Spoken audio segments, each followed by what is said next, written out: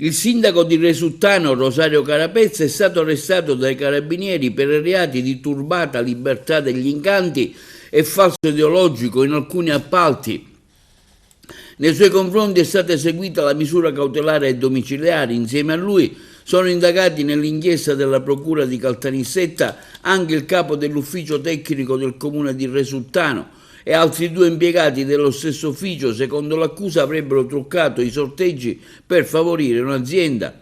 Sono 8 in tutto gli indagati a vario titolo per i reati di turbata libertà degli incanti e falsi ideologici negli appalti e nelle inchieste della Procura di Caltanissetta del comune di Resuttano. Su indagini dei carabinieri, oltre al sindaco Rosario Carapezza, da poco eletto consigliere provinciale e posto ai domiciliari, è stata applicata la sospensione per 1 anno dall'esercizio di svolgere un pubblico ufficio a Giuseppe Barbieri, RUP del progetto al centro delle indagini. Gli impiegati comunali Antonio Geraci e Antonio Genduso, sottoposti al divieto per 1 anno di contrarre con la pubblica amministrazione, ai liberi professionisti Gandolfo Di Prima, Marilena Di Prima, Mario Danne e l'agrigentino Salvatore Castaldo, avrebbero fatto costantemente ricorso ad accordi con imprenditori e professionisti al fine di turbare le gare indette dal comune di Resuttano, in particolare quella relativa alla realizzazione di un getto comunale di raccolta dei rifiuti urbani indifferenziati,